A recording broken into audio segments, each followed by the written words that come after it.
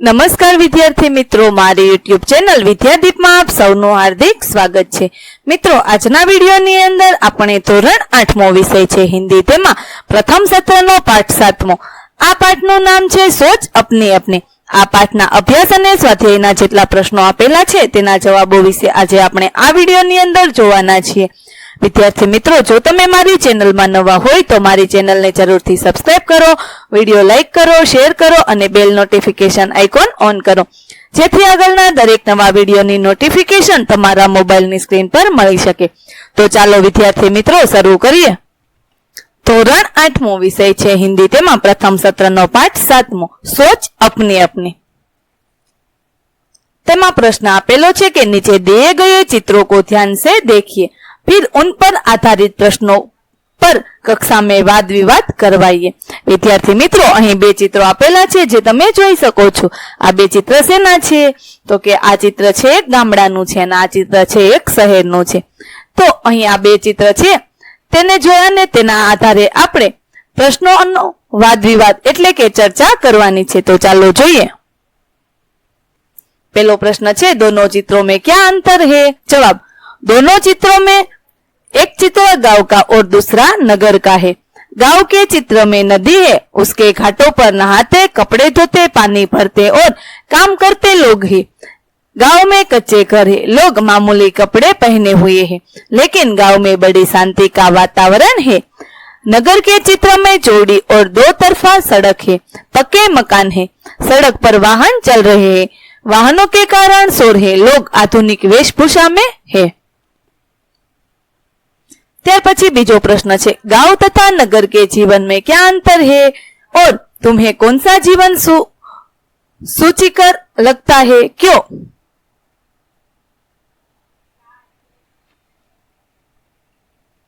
जवाब, गांव के जीवन में सादगी सरलता है, किसी तरह की बनावट और तड़क भड़क नहीं है, लोग शांति से अपने अपने काम करते हैं।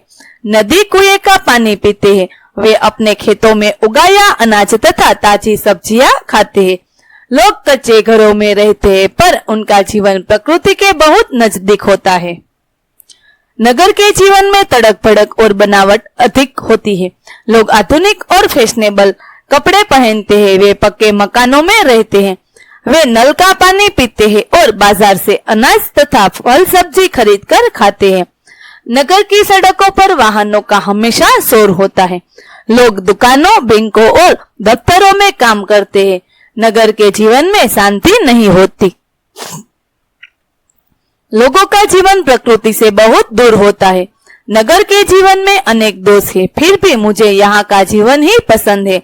यहाँ के लोग शिक्षित और प्रगतिशील होते हैं, नगर में अच्छे स्कूल और कॉलेज होते हैं, इनके कारण मनपसंद शैक्षणिक योग्यता प्राप्त की जा सकती है।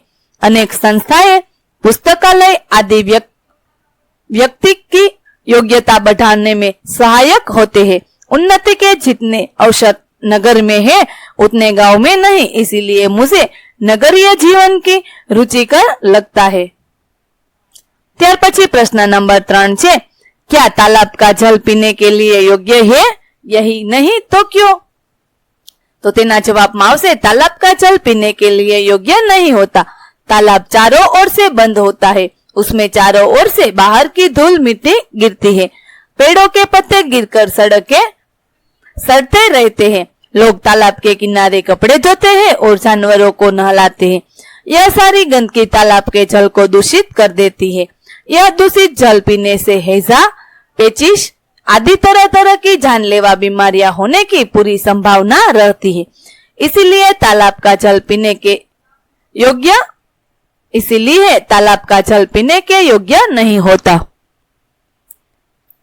ત્યાર પછી પ્રશ્ન આપેલો છે કે નીચે दिए हुए मुद्दों के आधार पर विज्ञान वरदान या अभिशाप, इस विषय पर कोई एक पक्ष में अपने विचार कारण सहित बताइए।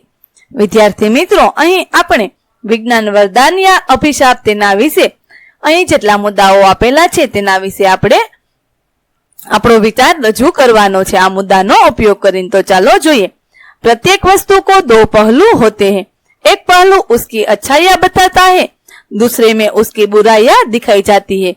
विज्ञान को भी इस कसौटी पर कसे तो सबसे पहले उसके अच्छे पहलू हमारे सामने आते हैं। विज्ञान ने बिजली की खोज कर मानव जाति पर बड़ा उपकार किया है। ट्यूबलाइट, पंखे, AC, cooler, fridge, geyser, lift तथा बिजली से चलने वाली अन्य मशीनें विज्ञान की अद्भुत देन है। डॉक्टरी पेशे के तमाम उपकरण, एलोपैथी दवाइयां विज्ञान ने ही हमें दी है। टेलीफोन और मोबाइल हमें विज्ञान से मिले हैं। फिल्में और दूरदर्शन विज्ञान के ही उपहार है। कंप्यूटर देकर तो विज्ञान ने आज की दुनिया ही बदल डाली है। मोटर, बस, ट्रेन, हेलीकॉप्टर, हवाई जहाज आदि वाहन भी विज्ञान के ही दिए हुए हैं। विज्ञान के कारण आज मनुष्य अंतरिक्ष में पहुंच गया है। चांद की धरती पर उसने अपने कदम रख दिए हैं। विज्ञान के इन अनमोल वरदानों के कारण मानव आज धरती पर ही स्वर्ग के सुख लूट रहा है।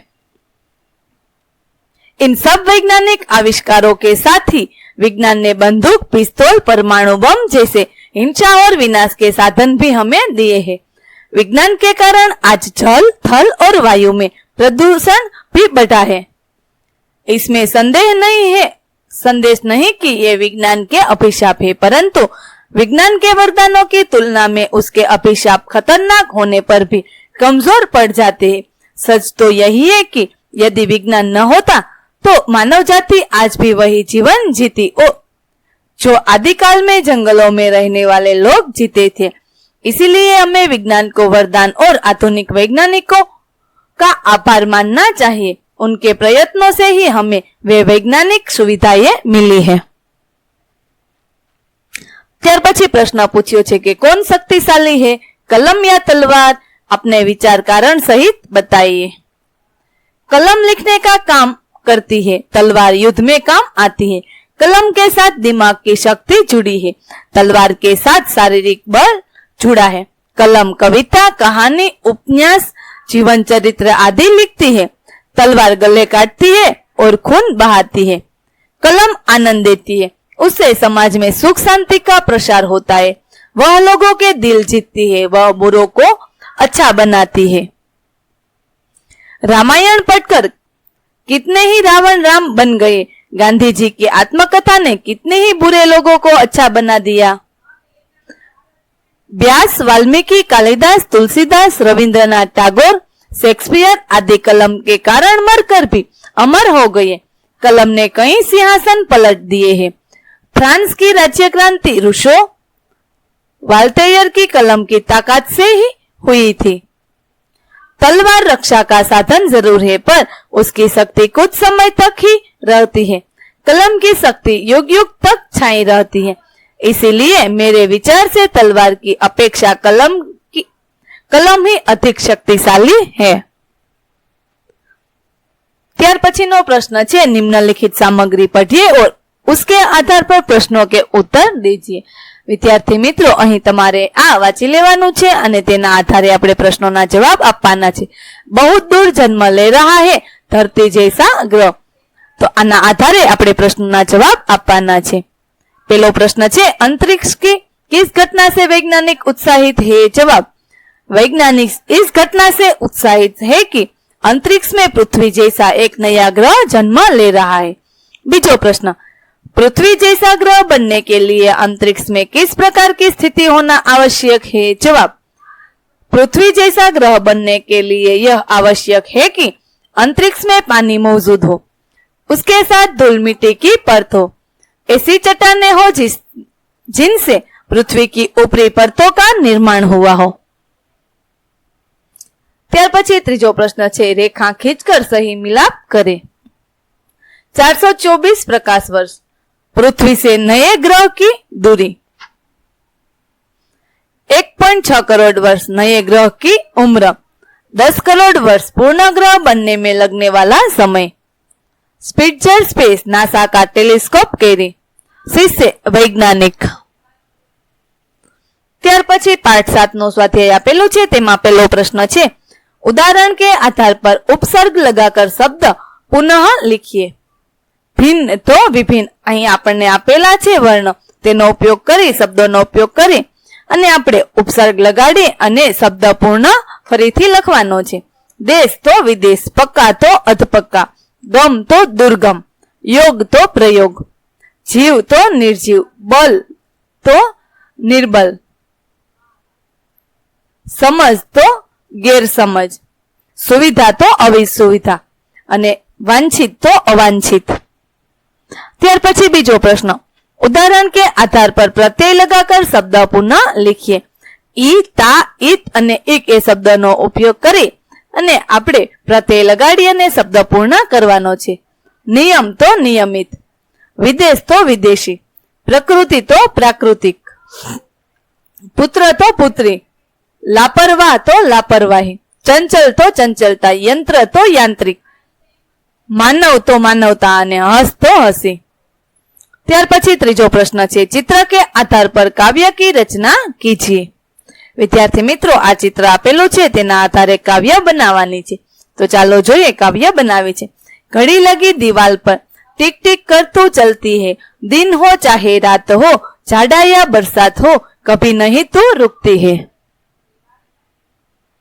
ત્યાર પછી પ્રશ્ન નંબર 4 છે, देश की उन्नति, विकास एवं रक्षा के लिए आप क्या बनना चाहेंगे? किसान या सैनिक? कारण सहित अपने मित्र को पत्र लिखिए। तो તમારે પત્ર લખવાનો છે। 15 સુયોગ, બોરીવલી, પૂર્ણ, મુંબઈ અને અહીં તારીખ લખવાની।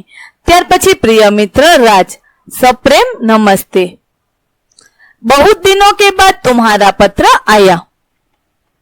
चित्रकला प्रतियोगिता में प्रथम पुरस्कार मिलने पर तुम्हें ढेर सारी बधाई। पत्र में तुमने पूछा है किसान या सैनिक बनने के बारे में तुम्हारी पसंद क्या है?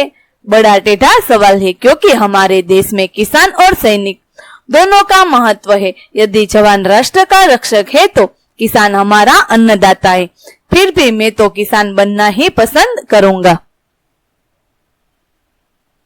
हमारे देश की जनसंख्या बढ़ जा रही, आज भी हमारे यहाँ बहुत से लोगों को 2 वक्त की रोटी नहीं मिलती। अनाज महंगे है, दालें महंगी है, मसाले महंगे हैं और तेल भी महंगा है। ये चीजें सबका सुलभ नहीं है। देश में लाखों बच्चे कुपोषण के शिकार है, क्योंकि उनको जरूरी पौष्टिक आहार नहीं मिलता। इस खाद्य समस्या का हल कृषि के विकास से ही हो सकता है। खेतों में अनाज, दालें, तिलहन, सब्जियां आदि भरपूर पैदा होंगी, तभी सबको सुलभ होगी। देश के जवानों को भी तो खाद्य पदार्थों की पूर्ति करनी पड़ती है। इस प्रकार वर्तमान परिस्थितियों में मैं किसान बनना ही पसंद करूंगा। इस पत्र के उत्तर में तुम अपनी पसंद के बारे में जरूर बताना। शेष सब कुशल है। तुम्हारा मित्र प्रसाद परीखा। વિદ્યાર્થી મિત્રો, અહીં આપણે ધોરણ 8મો વિષય છે હિન્દી, તેમાં પ્રથમ સત્રનો પાઠ 7મો છે સોચ અપની અપની। આ પાઠના અભ્યાસ અને સ્વાધ્યાયના પ્રશ્નોના જવાબો પૂરા કરીએ છીએ। આગળના પાઠના અભ્યાસ અને સ્વાધ્યાયના પ્રશ્નોના જવાબો મેળવવા માટે મારી ચેનલને જરૂરથી સબસ્ક્રાઇબ કરો। વિદ્યાર્થી મિત્રો, ફરી મળીશું પાઠ 8ની અંદર। ત્યાં સુધી આવજો।